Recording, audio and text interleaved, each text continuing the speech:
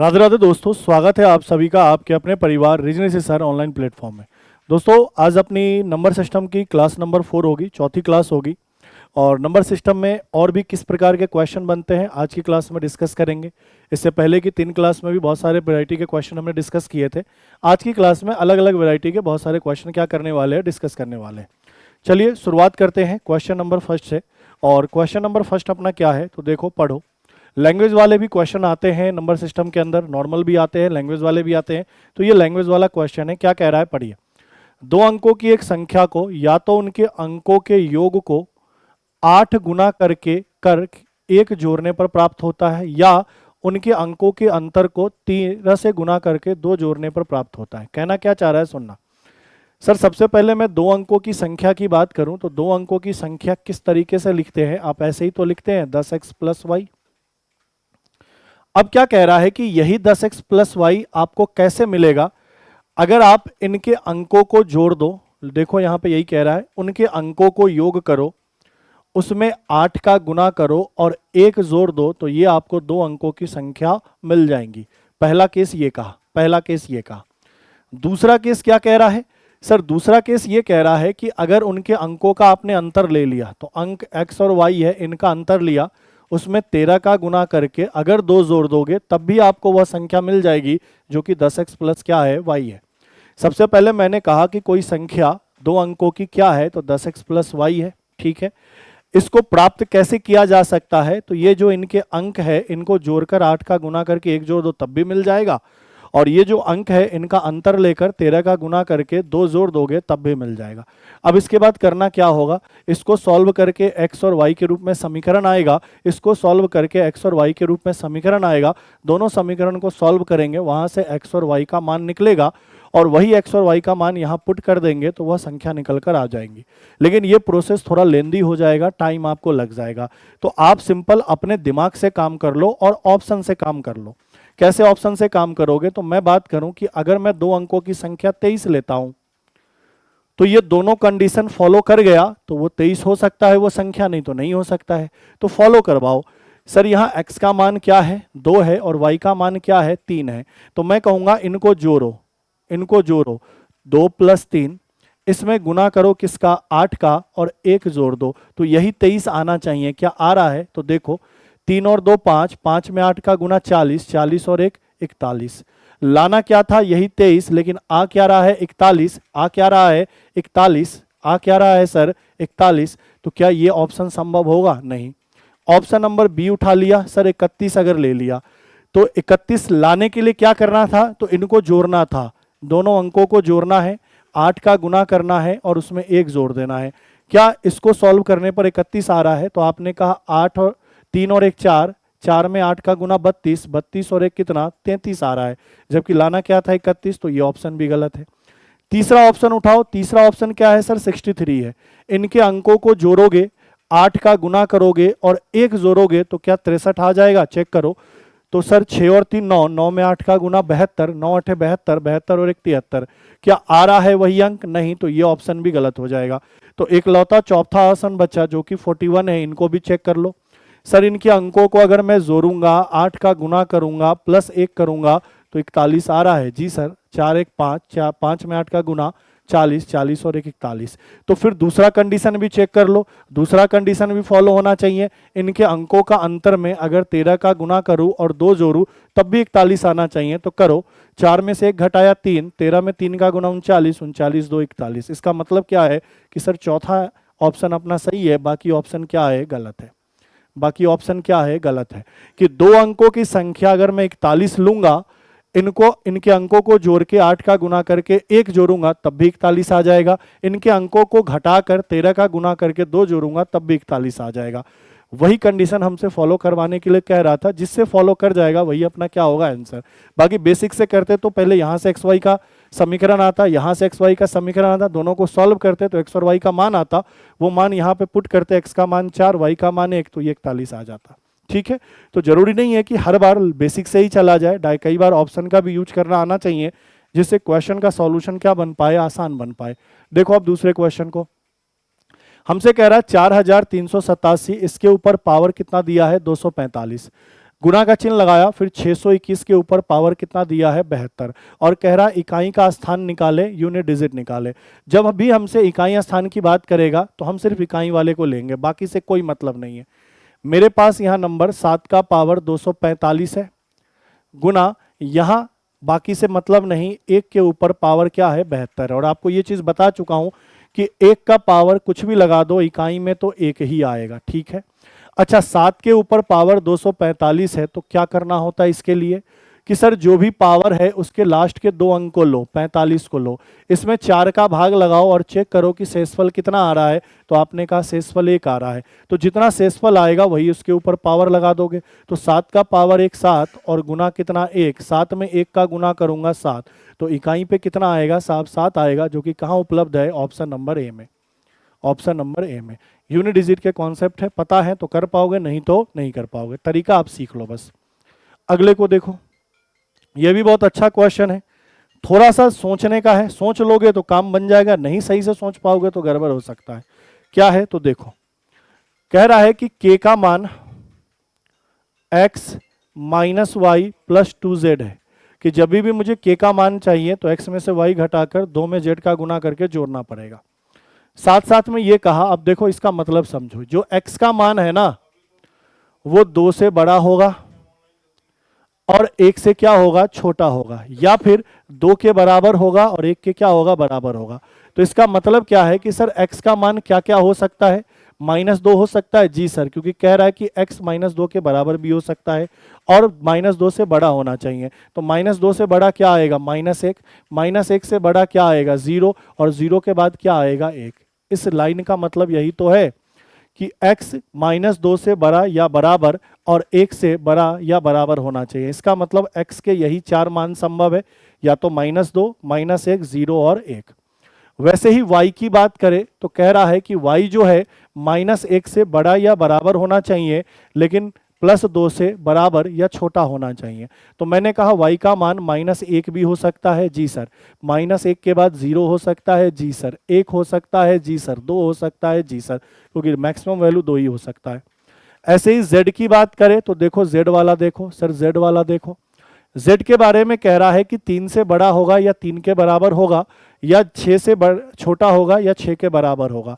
तो सर 3 हो सकता है। जी सर। 3 के बाद क्या होगा 4, 4 के बाद क्या होगा 5, और 5 के बाद क्या होगा 6, क्योंकि z का मान 6 से बड़ा तो हो ही नहीं सकता, या तो 6 के बराबर होगा या 6 से छोटा होगा, और मिनिमम वैल्यू 3 होगा, क्योंकि 3 से छोटा नहीं हो सकता और 3 से कम नहीं हो सकता। ठीक है, अब ये x और y z के मान पता चल गए।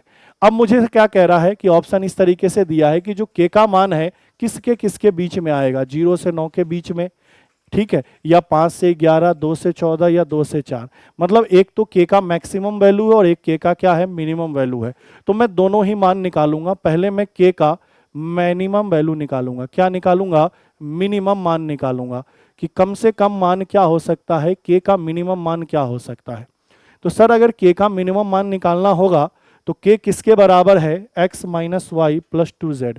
तो सबके मिनिमम मान को लेना होगा, कम से कम मान को। तो सर x का कम से कम मान कितना है सर, -2 है, तो x का मान -2 लोगे। अभी y के जगह मैं कुछ नहीं रख रहा, पहले z का समझो। z का मिनिमम मान क्या होगा सर, 3 होगा, तो z का मिनिमम मान 3 ले सकते हो। अब मुझे आप बताओ y का मिनिमम मान क्या ले सकता हूं मैं। y का मिनिमम मान -1 है, लेकिन सोच के देखो कि मैंने कहा मेरे पास -y कोई एक नंबर है, ठीक है, इसका मान मुझे मिनिमम लेना है, तो मैं x के जगह y के जगह -1 लूं या +1 लूं। सुनना अच्छे से क्वेश्चन को, कि मेरे पास -y एक नंबर है, मैंने कहा इसका वैल्यू कम से कम लेना है, मिनिमम लेना है, तो मैं x के जगह -1 लूंगा तब मिनिमम आएगा, या +1 लूंगा तब मिनिमम आएगा। तो आप बोलोगे सर रख के चेक कर लीजिए। अगर मैं x का वैल्यू -1 लेता हूं, सुनना, तो ये y का वैल्यू -1 लेता हूं, तो सुनना अच्छे से, ये माइनस में पहले से है, और y का वैल्यू अगर मैंने -1 लिया तो यह रिजल्ट क्या आ गया, +1 आ गया। दूसरा, अगर मैं y का वैल्यू +1 लेता हूं तो माइनस पहले से है, तो इसका मान क्या आ गया, -1 आ गया। तो बताओ एक बड़ा है या -1, तो आप कहोगे एक बड़ा है। तो आप क्या कह रहे हो कि सर जो पहले से माइनस में है ना, उसमें अगर माइनस वाला मान ले लेंगे तो वो मैक्सिमम वैल्यू दे देगा, हाँ या ना, लेकिन प्लस वाला मान देंगे तो वो मिनिमम वैल्यू देगा। यही छोटी सी बात आपको समझनी थी।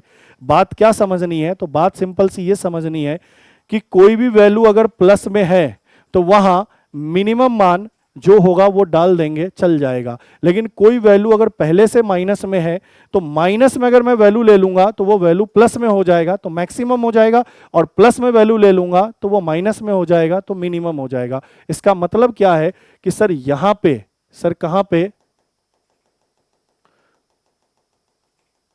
यहां पे ये जो y का मान -1 ना लेकर मैं क्या लूंगा, मैक्सिमम वैल्यू 2 लूंगा, क्योंकि जैसे ही मैं 2 ले लूंगा ना, सीधी सी बात है, -y है, अगर मैंने -1 ले लिया तो -1 रखोगे तो +1 हो जाएगा, -y है, अगर मैंने मैक्सिमम वैल्यू 2 ले लिया तो ये -2 हो जाएगा। क्लियर है ये बात, क्लियर है ये बात, बोलोगे जी सर। तो आपने कहा कि y का अगर मैं मैक्सिमम वैल्यू लूंगा तभी मिनिमम मान दे पाएगा, तो y का मैक्सिमम वैल्यू 2 है तो मिनिमम मान अब ये दे देगा। सॉल्व कर लो सर, -2 -2 -2 क्या हो जाएगा सर, कैंसिल हो जाएगा, और ये 2 दूनी सॉरी ये -2 माइनस का 4 और ये 3 दूनी 6, तो यहाँ से k का मिनिमम वैल्यू क्या आया, 2 आया। मतलब k की शुरुआत तो 2 से होनी चाहिए, तो या तो ये ऑप्शन नहीं होगा, ये ऑप्शन नहीं होगा, इन दोनों में से कोई होगा। अब अपन बात कर रहे हैं कि k का मैक्सिमम वैल्यू क्या ले ले, k का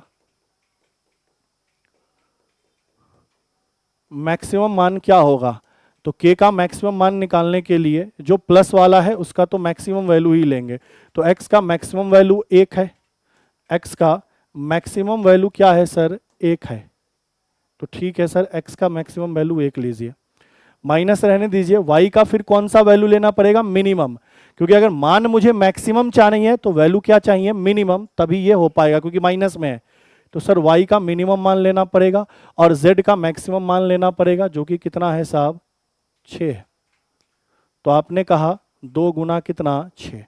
इनको सॉल्व करोगे सर, ये 1, ये माइनस माइनस प्लस का 1 और ये 6 दूनी 12, तो k का मान कितना आया, 14। तो आपने क्या कहा सर, k का मान मिनिमम 2 हो सकता है या 2 के बराबर हो सकता है, और k का मान 14 से छोटा हो सकता है या 14 के बराबर हो सकता है। सही उत्तर क्या होगा, ऑप्शन नंबर 3, ये क्या हो जाएगा, गलत।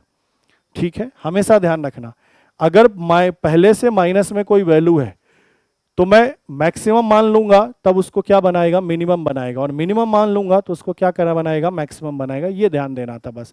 प्लस में है तो मिनिमम वैल्यू दोगे तो मिनिमम मान देगा, मैक्सिमम वैल्यू दोगे तो मैक्सिमम मान देगा। ये फैक्ट्री की तरह काम करता है कि अगर प्लस का x है तो मैक्सिमम वैल्यू अगर मैं रखूंगा तो x का मैक्सिमम वैल्यू आएगा, मिनिमम वैल्यू में रखूंगा तो मिनिमम वैल्यू आएगा। लेकिन माइनस का x है तो क्या करेगा, मिनिमम वैल्यू दोगे, मतलब वैल्यू अगर माइनस में दोगे, अगर आपने वैल्यू माइनस का लिया तो रिजल्ट प्लस का दे देगा, मतलब मैक्सिमम दे देगा, और वैल्यू अगर आपने प्लस का लिया तो रिजल्ट मिनिमम दे देगा, कहने का मतलब माइनस में दे देगा।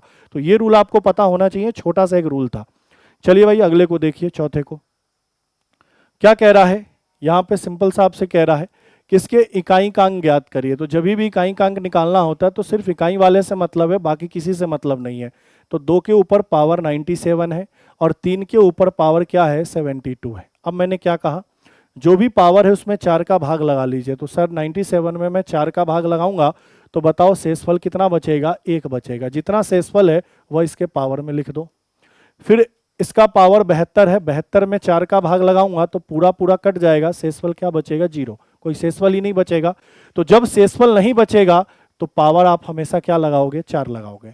अगर पावर जो इसके ऊपर घात है वो 4 से पूरा पूरा कट गया तो उस संख्या के ऊपर पावर 4 लगाना है, पूरा पूरा नहीं कटा तो जो शेषफल होगा वो लगाना है। इतना सा रूल ध्यान रखना।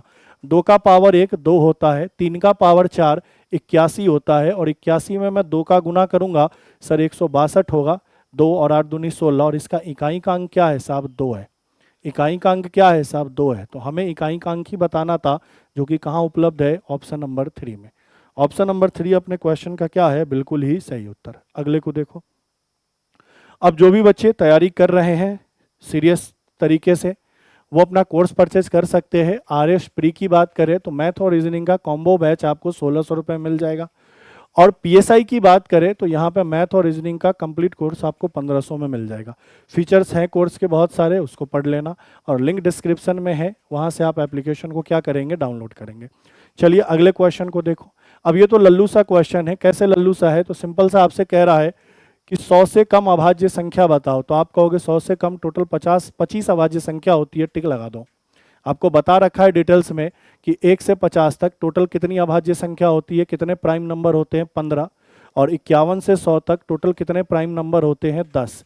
तो टोटल यह कितने हो गए, 25। तो 100 से कम कितने होंगे, तो सर 25 होंगे, क्योंकि 100 प्राइम होता नहीं है, तो 100 से कम 99 तक भी अगर ले लोगे ना, 1 से 99 तक, तब भी प्राइम नंबर कितने होंगे, 25 होंगे। सही उत्तर क्या होगा, 25। अगले को देखो, ये भी नॉर्मल सा क्वेश्चन है। क्या कह रहा है, सर क्यू में आर जोड़ते हैं तो यह वैल्यू ज्यादा होता है पी प्लस एस से। इसको समीकरण 1 ले लो। सर जब पी में क्यू को जोड़ते हैं तो यह ग्रेटर होता है किससे, आर प्लस एस से। इसको समीकरण 2 ले लो और दोनों को जोड़ दो।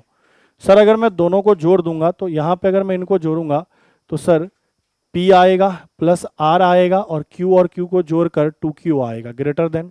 इनको जोड़ूंगा तो P आएगा, R आएगा, और S कितनी बार आएगा, 2 बार आएगा। अब देखो क्या करना होता है, सर P और R को, क्योंकि रिलेशन मुझे क्या बताना है, या तो R S में, या तो Q S में, या फिर S और P में। तो मैं देख रहा हूं कि सर P और R यहाँ भी है, P और R यहाँ भी है, तो आपस में ये कैंसिल हो जाएंगे। कहने का मतलब इधर भी माइनस पी माइनस आर कर देना, इधर भी माइनस पी माइनस आर कर देना। बता ही रखा है ना कि x बराबर y है, तो हम इसको अपनी सुविधा के अनुसार x माइनस पी और y माइनस पी भी लिख सकते हैं। दोनों बातें क्या है साहब, सेम है। तो कुछ नहीं कर रहा हूं मैं, ये जो p प्लस आर है ना, और ये जो p प्लस आर दोनों में कॉमन है, उसको गायब कर रहा हूं। तो क्या करना पड़ेगा, इधर भी p और r घटाना होगा, इधर भी p और r घटाना होगा। तो पी आर कैंसिल हो जाएगा, तो यहाँ क्या बचेगा, 2Q ग्रेटर देन किससे, 2S से। सर ये 2 से 2 भी कैंसिल हो गया, तो Q किससे बड़ा है, S से। Q किससे बड़ा है, S से, जो कि कहाँ उपलब्ध है, ऑप्शन नंबर 3 में। ऑप्शन नंबर 3 अपने क्वेश्चन का क्या होगा, बिल्कुल ही सही उत्तर। क्लियर है। अगले को देखो, सर इसका इकाई अंक निकालना है, तो बताओ इकाई निकालना है तो सिर्फ इकाई से मतलब है, बाकी से मतलब ना रखो। 4 के ऊपर पावर 1793 है, गुना यहाँ भी दोनों गए 5 रखो, और 5 के ऊपर पावर क्या है, 317। यहाँ भी ये दोनों गए, 4 के ऊपर पावर क्या है, 491 है। अब देखो अगर 5 इकाई में है तो रिजल्ट में 5 देगा। ये चीज़ मैं आपको पिछली क्लास में भी समझा चुका हूँ कि 0 1 5 6 हो, उसका पावर कुछ भी हो इकाई में वही देगा। 0 है तो 0, 1 है तो 1, 5 है तो 5, 6 है तो 6। इसके अलावा जो है, इसके अलावा जो है उसके लिए क्या करोगे, उसके पावर में 4 का भाग लगाओगे। तो सर 1793 में 4 का भाग लगाकर चेक करेंगे कि रिमाइंडर क्या आएगा। तो 4 का भाग लगाकर रिमाइंडर निकालना है, तो मैंने क्या कहा था, लास्ट के 2 अंक में भाग लगाकर पता कर लो, पूरे में लगाने की जरूरत नहीं है। तो काटो, 4 दूनी 8, 13, 4 तिहाई 12, तो यहाँ रिमाइंडर कितना बचेगा, 1। तो आपने क्या कहा, 4 का पावर 1 रख दीजिए। अब यहाँ कितना है सर, 491 है पावर, इसमें 4 का भाग लगाना, तो लास्ट के 2 अंक में भाग लगाओ। 4 दूनी 8, कितना बचा है, 11, 4 दूनी 8, यहाँ रिमाइंडर क्या बचा, 3। तो यहाँ 4 का पावर क्या रखोगे, 3। तो बताओ सर ये 4, ये 5, और 4 का घन कितना होता है, 64। देखो ये तो 20 हो गया, और 20 में 64 का गुना करूंगा 1280 होगा, और 1280 की इकाई पे क्या है, 0। तो सर इन सबको जब सॉल्व करूंगा तो इकाई पे क्या आएगा, 0 आएगा। ठीक है, 0 1 5 6 का रूल तो डायरेक्ट है कि कुछ भी पावर हो वही इकाई में हो जाएगा। उसके अलावा कोई भी इकाई में दिखे ना, तो उसका जो पावर होगा उसमें 4 का भाग लगाना, और 4 का भाग लगाने का तरीका भी क्या होता है, लास्ट के 2 अंक में 4 का भाग लगाओ, जितना शेषफल बचेगा वही उसके पावर में लगा दो। अगर शेषफल नहीं बचा तो उसके पावर में 4 लगा दो, सॉल्व कर लो। सॉल्व करने के बाद जो मान आएगा उसका जो इकाई अंक होगा वही इनका भी क्या होगा, इकाई का अंक होगा। नॉर्मल सा ये कॉन्सेप्ट है। आगे देखो 8वें को, सर मेरे पास एक नंबर है 5 1 7, और यहाँ स्टार लगा दिया 3 2 4। कह रहा है यह 3 से पूरा पूरा कट रहा है, तो इसके जगह क्या आएगा। तो 3 से विभाज्यता का रूल क्या होता है कि जो भी संख्या है उनके सभी अंक को जोड़े, और जोड़ने पर अगर वह 3 से कट गया तो नंबर भी 3 से कट जाएगा। तो इन संख्या के अंकों को जोड़ लो। सर अंक क्या क्या है, 5 प्लस 1 प्लस 7, और इस स्टार को मैं x मान लेता हूँ, plus x plus 3 plus 2 plus 4। चलिए साहब जोड़िए, 7 1 8, 8 5 13, 13 और 3 16, 16 और 2 18, 18 और 4 22, 22 प्लस क्या हुआ x। अब बताओ x के जगह ऐसा क्या मान रखा जाए कि 3 से कट जाए, तो आप बोलोगे सर x के जगह 2 रख दीजिए। अगर x के जगह 2 रखूंगा तो साहब ये 24 आएगा, और 24 3 से कट जाता है, मतलब ये नंबर भी पूरा पूरा 3 से कट जाएगा। तो कहने का मतलब x की जगह आपको मान क्या रखना था, 2, और यही आपका क्या है उत्तर, ऑप्शन नंबर 3 2। ठीक है, तो डिविजिबिलिटी का रूल भी होता है, वो पता हो तो चीजें आसानी से हो जाती है। ठीक है, चलिए आगे बढ़ते हैं अगले में। कोई भी व्यक्ति जो पीएसआई या आरएस की तैयारी कर रहा है, अपना इंडिविजुअल बैच भी आप परचेज कर सकते हो, पीएसआई के लिए रीजनिंग का और आरएस के लिए रीजनिंग का। इंग्लिश का रीजनिंग का कंप्लीट कोर्स आपको कितने में मिल जाएगा, आरएस के लिए 1100 में, और पीएसआई का कितने में, 1000 में। आप चाहो तो कॉम्बो बैच परचेज कर लो, आप चाहो तो इंडिविजुअल बैच परचेज कर लो, ये आप पे डिपेंड है। ठीक है, कहाँ से डाउनलोड करोगे, लिंक इसका डिस्क्रिप्शन में है, या रीजनिंग ऋषि सर को आप गूगल प्ले स्टोर पे क्या करोगे, सर्च करोगे, एप्लीकेशन को डाउनलोड करोगे, वहां लॉगिन करके आप परचेज कर सकते हैं। अगले को देखो, क्वेश्चन नंबर कौन सा है, ये 9 है। अब देखो ये क्वेश्चन नंबर 9 क्या कह रहा है, तो देखो क्वेश्चन हमसे कह रहा है कि 3 अंकों की संख्या है 4 p और 3, इसमें दूसरी 3 अंकों की संख्या 984, अगर मैं जोड़ता हूं तो रिजल्ट मुझे मिलता है 13 q और 7, और ये जो मिलता है वो 11 से पूरा पूरा क्या हो रहा है, कट रहा है। तो 11 से कट रहा है कोई नंबर, पूरा पूरा विभाजित हो रहा है, इसका मतलब क्या है, उस संख्या के विषम पदों का योग और सम पदों के योगों का अंतर या तो 0 होगा या तो 11 का गुणज होगा। बोलोगे जी सर, तो सर विषम पद पे क्या है, 1 और q, तो क्या कहोगे 1 प्लस q का योग, और सम पद पे क्या है 3 और 7, 3 प्लस 7 का योग, इनका अंतर या तो 0 आए या फिर 11 के पहाड़े में कोई आ जाए। तो सर कहोगे ये 10 है, ये -1 प्लस क्या है, q है। तो q की जगह वैल्यू क्या ले लूँ, अगर 9 ले लूँ, q की जगह 9 ले लूँ, तो 9 1 10, 10 में से 10 घटाऊंगा तो रिजल्ट 0 मिल जाएगा, और रिजल्ट 0 मिल जाएगा तो नंबर 11 से कट जाएगा। बोलोगे जी सर, ठीक है। इसका मतलब क्या है कि सर इस q की जगह वैल्यू क्या है, 9 है। अब बताओ इन दोनों को जोड़कर अगर ये आया तो इसमें से इसको घटाकर ये आना चाहिए, तो चेक करो, 7 में से 4 घटाओगे 3 मिल गया, जी सर। 9 में से 8 घटाओगे तो क्या मिलेगा, 1, और ये 13 में से 9 घटाओगे तो ये 4 मिल गया, जी सर। इसका मतलब क्या है, p का मान 1 है। आपसे यही तो पूछा है p प्लस q का मान क्या होगा, तो आपने कहा p का मान 1, q का मान 9, और दोनों को जोड़ेंगे 10। 10 अपने क्वेश्चन का क्या होगा, बिल्कुल ही सही उत्तर। ऑप्शन नंबर ए क्वेश्चन का क्या है, बिल्कुल ही सही उत्तर। देख लो एक बार पूरी क्लास। बढ़ते अगले क्वेश्चन में। नेक्स्ट क्वेश्चन देखो, क्वेश्चन नंबर 10, आसान सा है, ज्यादा हार्ड नहीं है, नॉर्मल है, नॉर्मल रूल पता है, काम हो जाएगा। क्या कह रहा है कि 0.014 गुना 0.14 p इसके ऊपर वर्गमूल में बराबर में 0.014 गुना 0.14 इसके रूट पे क्या है, q है। तो आपको p बाई q का मान निकालना है। तो देखो सिंपल सी बात है, कलर में करता हूं चेंज, सिंपल सी बात है, यहाँ पे मेरे पास 0.014 है, गुना में 0.14 है, और p है, इसके ऊपर वर्गमूल है, यही वर्गमूल बराबर के इस साइड जाकर इनके ऊपर वर्ग का काम करेगा। बोलोगे जी सर, 0.014 गुना 0.14 रूट में q, इन सब का क्या हो जाएगा, वर्ग हो जाएगा। रूट में क्या, q, और इन सब का क्या हो जाएगा, वर्ग हो जाएगा। वर्गमूल इधर वर्ग में क्या हुआ, कन्वर्ट हुआ। अब एक लाइन और लिखो, सर ये 0.014 है गुना 0.14 है और p है। अब जैसे ही वर्ग करोगे तो देखो ये चीज मैंने बताया है कि a और b दोनों का गुना करके पावर n है, इसका मतलब a का पावर भी n हो सकता है और b का पावर भी n हो सकता है, ये दोनों बात बराबर ही है।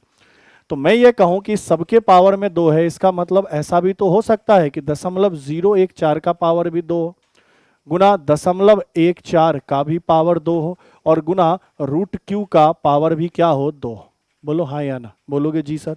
अब यहीं पे मैं लिख देता हूं सरल करके कि सर रूट q का स्क्वायर करना है, तो सर ये q ही तो आएगा। बोलोगे जी सर, ये q आएगा, स्क्वायर करके डायरेक्ट लिख दिया। अब देखो एक चीज और गौर करो, सर ये 0.014 है, यहां भी 0.014 है, और पावर में 2 है, तो इसको 2 बार लिखोगे तो सर एक बार से एक बार कट जाएगा। सेम यहां 0.14 है और यहां 0.14 का पावर 2 है, इसका मतलब इसको 2 बार लिखोगे तो एक बार से एक बार क्या होगा, कट जाएगा। तो यहां तो सिंपल p बचेगा, यहां 0.014 गुना 0.14 और गुना क्या बचेगा, q बचेगा। और यही q जो गुना में है, यही q जो गुना में है इधर भाग में ले आओगे तो क्या पी बाई क्यू का मान मिल जाएगा? जी सर, पी बाई क्यू का मान क्या होगा? 0.014 गुना 0.14। अब सर इनको गुना करना है, तो देखो गुना करने का बहुत ही आसान तरीका है। सिर्फ संख्या देखो, यहाँ 14 है और यहाँ 14 है। 14 में 14 का गुना 196 होता है, क्योंकि 14 का वर्ग 196 होता है। अब कितने अंक बाद दशमलव लगेगा? तो काउंट करो, 1 2 3 अंक बाद यहाँ है, 1 2 2 अंक बाद यहाँ है, तो 3 और 2 5 अंक बाद लगा दो, 1 2 3 4 5, 5 अंक बाद दशमलव लगा दिया। यही अपना क्या होगा? पी बाई क्यू का आंसर, जो कि कहाँ दिख रहा है? ऑप्शन नंबर 3 में। देख लो एक बार पूरी क्लास, आसान था, ज्यादा हार्ड नहीं था। क्लियर है? तो आज की क्लास में इतने ही क्वेश्चन करेंगे, मिलते हैं आपसे अगली क्लास में। आज यहीं पे समाप्त करते हैं, आज के लिए इतना ही। थैंक यू, धन्यवाद।